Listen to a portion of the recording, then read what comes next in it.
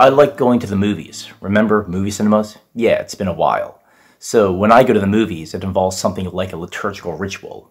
I get there early. I'm usually the first one at the theater. And then I find the perfect seat, right in the center. Not too close to the screen, not too far.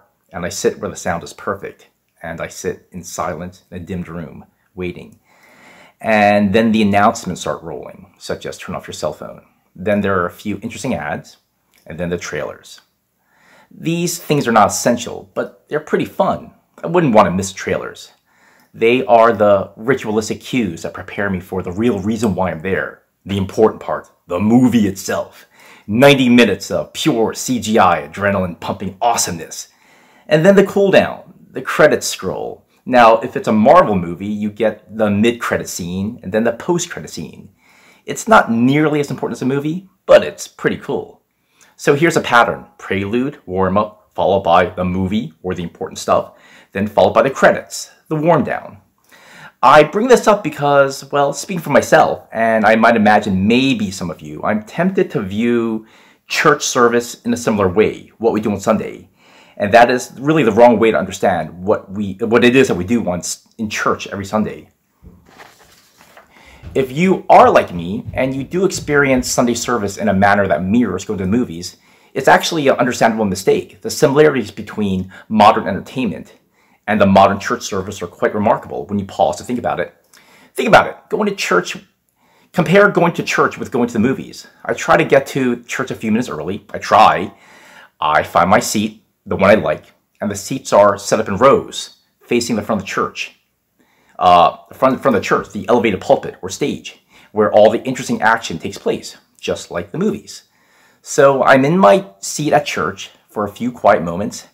There is some interesting intro music, followed by the call to worship, the confession of faith, songs of praise, and community prayer. All of which is very good, of course, and important. And it takes about 10 minutes, I would say. I've never timed it. But it all seems like a prelude for the, the really important part, the real show, the sermon, 50 minutes of preaching. Now, fortunately for us, Pastor Park is really good at this. It's theologically rich, it's intellectually complicated, it's engaging and riveting. Some real-life personal stories that pull you in emotionally, and then very erudite, clever, unexpected interpretations of some tricky passages. The sermon. And then the sermon ends with a big bang. Some call to action, some climax. And then we follow up with a song and one more prayer called the benediction. And like the movies, on cue, we all file out. So what is my mistake? What's wrong with my thinking on this? Well, the problem is that I'm tempted to think that essentially church is about the sermon. And the stuff we do before and afterwards is just ancillary, extra. The equivalent of trailers and post-credit scenes at the movies. Certainly good, but not as important as a sermon, or it plays a supporting role to the sermon. To be clear, I have a tendency to think this way. I'm tempted to think this way, but I actively, intentionally, and deliberately fight against this temptation to think of Sunday worship in this manner. But back to the question, why is it wrong to think this way? Well, I'm actually going to answer that question in the next video. But in the time remaining in this video, I'd like to explain what I think is going wrong with my, or perhaps our, misunderstanding of church Sunday worship. We think that church is primarily, or exclusively, about downloading data into our heads. And this downloading of data is accomplished by means of listening to a sermon. And we think that if we get enough theology and biblical interpretation into our heads, we will become more like Christ, or our behavior will change, and we will grow to be more mature Christians. Okay, well, this is not wrong. There's a lot of merit in this approach. After all, Paul writes in the letter to the Romans, "Do not be conformed to the pattern of this world, but be transformed by the renewing of your mind. Then you will be able to test and approve what God's will is, his good, pleasing, and perfect will." That sounds good to me. I mean, the operative phrase being by the renewing of your mind, all right? So there's a lot of important stuff about getting good stuff in your head. And Paul writes to Titus, "You, however, must teach what is appropriate to sound doctrine," all right? So Paul tells Titus, sound doctrine is very important. Okay, to be sure, theology, orthodoxy, and correct belief is very important. Okay, our understanding of God and what he expects of us have to be accurate. You can't just intuitively feel your way to God in some inchoate way. We can't just make things up. We can't take sound theology and sound doctrine for granted. I've been in churches with some really messed up theology. It's not just academic intellectual peccadillos and self-indulgent hair splitting. Bad theology and bad biblical interpretation can lead to a real mess. It can hurt people and communities. It's terrible. Sound doctrine is very important. Paul writes to Timothy, "For the time will come when people will not put up with sound doctrine. Instead, to suit their own desires, they will gather around them a great number of teachers to say what their itching ears want to hear." Sound theology and sound doctrine are important, but worship on Sunday is not primarily or exclusively about getting information into your head. It includes that, but it is so much more. And if we think that it's mostly about intellectual acquisition of good ideas, then we are cheating ourselves of the fullness of worship. To stop thinking that way, it might be helpful to figure out why we think this way or how we ended up thinking this way. I think the answer, part of it, can be found in, yeah, you guessed it, I think history.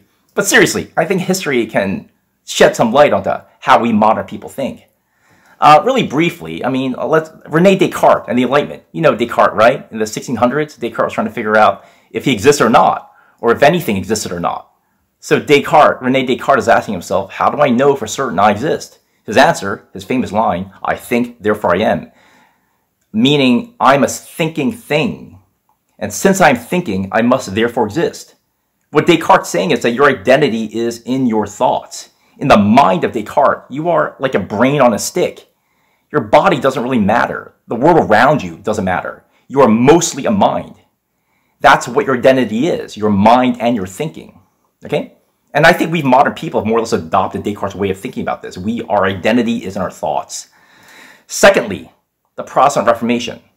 Now, I'm a Protestant. I want to be clear about that. But the Reformation had some unintended consequences. Around the time of the Reformation, the critics of the Catholic Church complained that a lot of priests were woefully undereducated in the basics of theology and the Bible. The Bible was only available in Latin, and some priests couldn't even read Latin. The Catholic Mass was in Latin, and most people could not understand Latin. And some priests didn't understand Latin. They mumbled the Mass and did not even know what they're saying. The common person did not know what he or she believed, so argued the critics of the Catholic Church. They believed in the church, and the church believed for them. The personal, subjective belief of the individual Christian was not particularly important. This was the critique of the Reformers. So in response, the Protestant Reformation churches emphasized the sermon as a focal point of Sunday worship. It was preached in the vernacular, in a language people could understand, not in Latin. And the point of the sermon was to make sure people understood the Bible and theology. It had to be personal and subjective. The individual believer had to take these ideas into themselves. Okay, the content and an appropriation understanding was very important. As an aside, Luther was a professor of theology at the University of Wittenberg before the Reformation.